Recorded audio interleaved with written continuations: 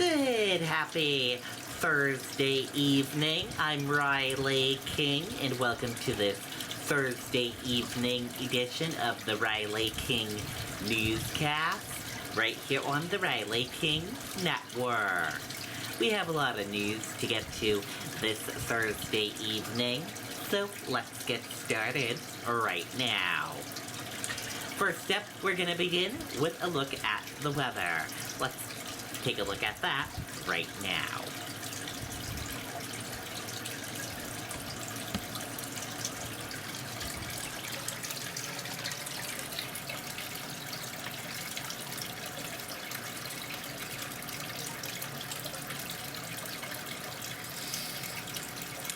And here is a look at your weather right now. Weather right now is sunny. 95 degrees, feels like 99 degrees. A slight chance of rain over the next 6 hours. And there are 2 weather alerts for you. There is a air quality alert until 11 p.m. this evening. And also there is a heat advisory until 8 p.m. Friday. And meteorologist Kevin Scrippa says dangerous heat and humidity. With a full weather forecast, let's go to meteorologist Kevin Scrippa right now.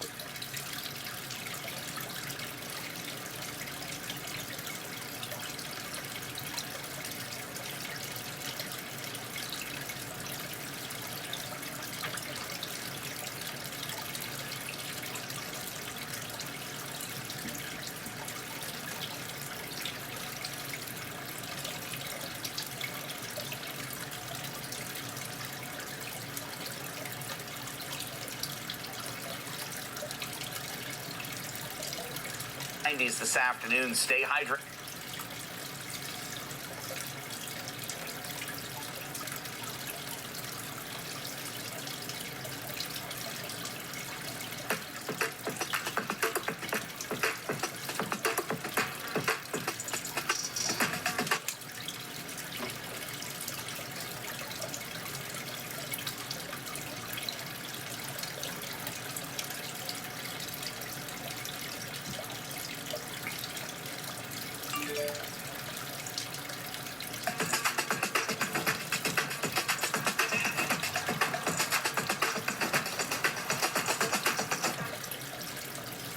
Heat advisory in effect through 8 o'clock this evening. Heat indices above 95 degrees, highs in the 90s this afternoon. Stay hydrated out there and brakes and air conditioning where you can.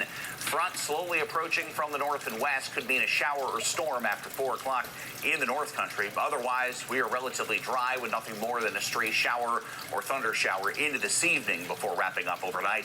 Lows will drop back into the 60s to lower range of the 70s. Tomorrow, we'll be in the 80s to lower 90s. A couple of showers or storms will try to pop up during the afternoon, but coverage is not going to be all that great. The snag with this is, with higher humidity in place, if you happen to be under one of these, this could be some fairly heavy rain in a very short amount of time, what we like to call scattered downpours. That 20% chance continues into Saturday as well. And if we're going to have a day like today, where temperatures climb into the 90s just about statewide, I think Sunday may fit the bill with a small chance of a late day shower or storm.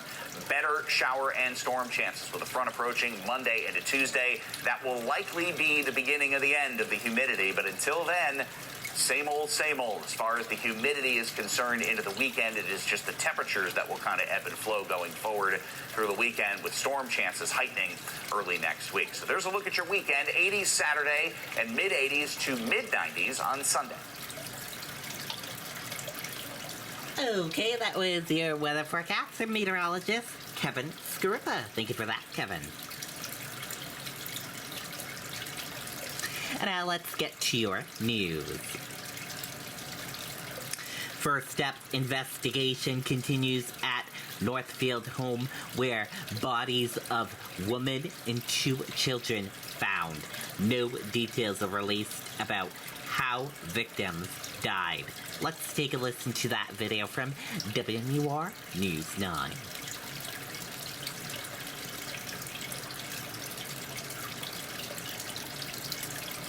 Gene, you can see all the state police vehicles that are parked up and down the street here. Investigators have been coming and going all morning. It was just before 9 a.m. when the state police major crime van arrived at the scene at 56 Weathersfield Drive in Northfield. Sources tell News 9 that Northfield and state police were called to that address just before 11:30 Wednesday morning. They say someone reported that several people may have been injured. When officers arrived, they found a woman and 2 children dead. About 2 hours ago, a silver Ford F-150 was taken away on a flatbed truck, but there's no word yet as to why it was removed. The victims' names have not been released, nor is there any information about what caused their deaths. The Attorney General's office says at this point, no more details are available. As you take another live look at the scene, aside from the comings and goings of state police this morning, this has been a very quiet neighborhood. Make sure you stay with WMUR, both on the air and on our digital platforms. We'll bring any new information as soon as it's confirmed. Reporting live in Northfield, Ray Brewer, WMUR News 9. Okay, and there you go on that video and that report.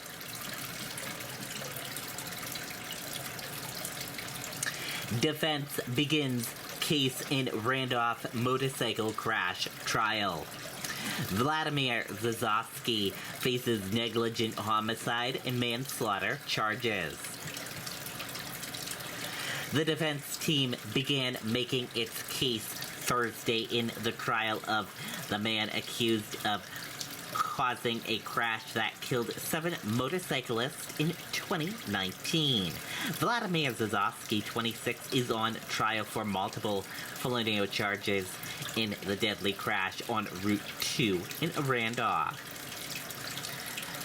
Testimony was delayed for 5 hours Thursday as the defense and prosecution met off and on with the judge in his chambers.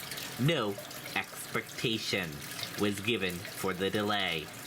During opening statements, Zazovsky's attorneys argued that their client was not at fault, saying that instead it was the lead rider of the Jarrahheads Motorcycle Club that caused the crash. Once testimony begins Thursday afternoon, the defense called its first witness, Adam Bartley of Jefferson, who was driving behind Zazovsky the day of the crash. He said he never saw the truck Zazovsky was driving, swerving, or crossing lines. Bartley also testified that he was a few cars behind Zazovsky and never actually saw the moment of impact. Testimony is scheduled to resume at 10 a.m. Friday with 2 defense witnesses expected. The judge said testimony will likely wrap up for the day around lunchtime and then resume again Monday morning. The judge on Wednesday decided to throw out 8 charges related to intoxication and operating under the influence of drugs. The judge ruled the state did not provide enough evidence to support those claims. 15 of the most serious charges related to the deadly crash, including 7 counts of negligent homicide, 7 counts of manslaughter, and 1 count of reckless conduct, remain.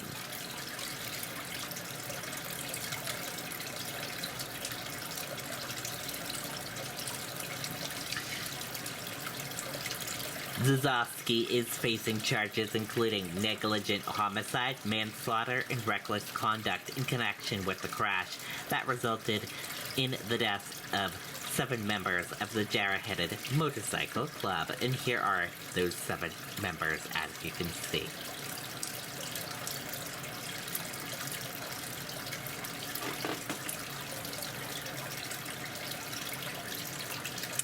Gas prices decline for 51 straight days. White House says still more to be done. Let's take a listen to that video from WMUR News 9. Forward is tools like Home Insight that help you navigate the home buying experience so you can move on to what's next. Because life's certainly not standing still. PNC Bank. See how we can make a difference for you. Jamie, today Granite Staters are paying $4.30 a gallon for regular on average. A month ago, it was $4.70, still well above, though, the $2.99 we were paying on this day last year. The White House says more relief is coming over the next few weeks, and they argue last year's prices reflect the fact that many were just coming out of the pandemic lockdown, so demand was considerably lower. They say this 51-day decline for most Americans means a savings of about 85 cents a gallon.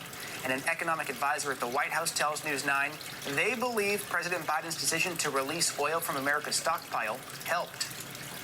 He ordered the single largest release of gas and oil from our Strategic Petroleum Reserve, 180 million barrels of oil. And a recent report has come out saying that action, combined with the president's leadership in getting other countries to release their oil reserves, has resulted in a 40-cent reduction in the price of gas. Still, beyond gas prices, there are some flashing warning signs from key economic indicators. Weekly jobless claims are climbing, and 61% of Americans now say they are living paycheck to paycheck under the weight of record inflation. In the studio, Steve Botari, WMUR News 9. Okay, and there you go on that video and that report.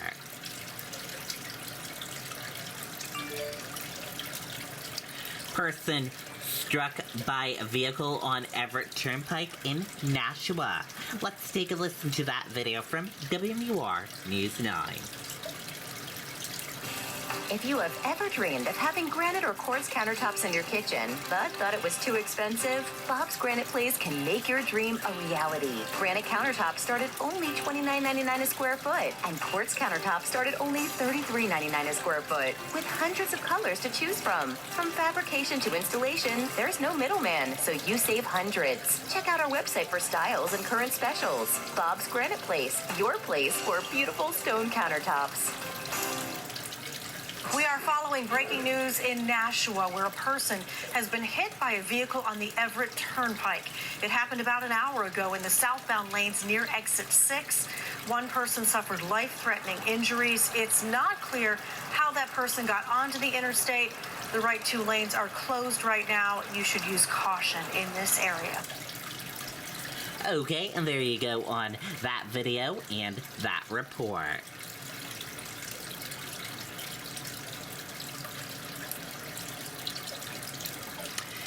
Feds charge 4 police officers in fatal Breonna Taylor raid. Let's take a listen to that video. Fidium Fiber Internet is here with a totally new gig speed experience. You should check it out. Cutting in for late-breaking news, the U.S. Department of Justice is making an announcement about a civil rights matter. Sources tell WLKY it involves the killing of Breonna Taylor during an LMPD raid in 2020. We have confirmed the FBI has arrested former officer Joshua James. Let's listen in now. Lawful conspiracies, unconstitutional use of force, and obstruction offenses. The 4 defendants were charged through 2 separate indictments and 1 information. I'm going to begin today by discussing the civil rights offenses that stem from the falsification of a search warrant. We allege that these offenses resulted in Ms. Taylor's death. These charges focus on the conduct of the Louisville Metro Police Department's Place-Based Investigations Unit. In the first indictment filed today, we allege that in early 2020, that unit was investigating suspected drug trafficking in the west end of Louisville. On March 12, 2020, officers from that unit sought 5 search warrants they claimed were related to the suspected drug trafficking.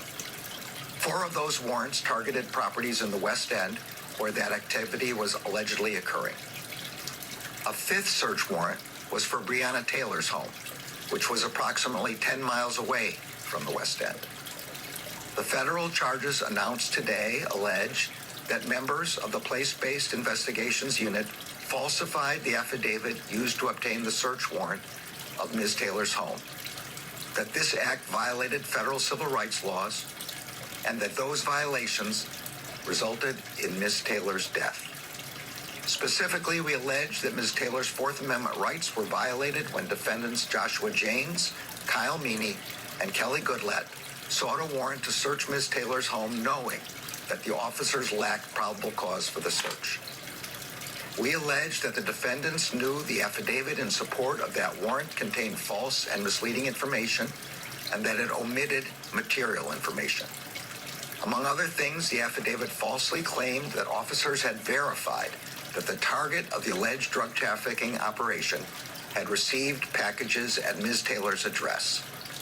In fact, defendants Janes and Goodlatte knew that was not true. We further allege that defendants Janes and Meany knew the search warrant would be carried out by armed LMPD officers and that conducting that search could create a dangerous situation for anyone who happened to be in Ms. Taylor's home. As outlined in the charging documents, the officers who ultimately carried out the search at Ms. Taylor's apartment were not involved in the drafting of the warrant and were unaware of the false and misleading statements it contained. When those officers executed the search warrant, Ms. Taylor was at home with another person who was in lawful possession of a handgun. When officers broke down the door to Ms. Taylor's apartment, that person, believing that intruders were breaking in, immediately fired one shot, hitting the first officer at the door. Two officers immediately fired a total of 22 shots into the apartment. One of those shots hit Ms. Taylor in the chest and killed her. We allege that the defendants knew their actions in falsifying the affidavit could create a dangerous situation, and we allege these unlawful acts resulted in Ms. Taylor's death. The charges announced today also allege that the officers responsible for falsifying the affidavit that led to the search took steps to cover up their unlawful conduct after Ms. Taylor was killed. We allege that defendants Janes and Goodlatte conspired to knowingly falsify an investigative document that was created after Ms. Taylor's death. We also allege that they conspired to mislead federal, state, and local authorities who were investigating the incident. For example, we allege that in May 2020, those two defendants met in a garage where they agreed to tell investigators a false story. This indictment separately alleges that defendant Meany lied to the FBI during its investigation of this matter.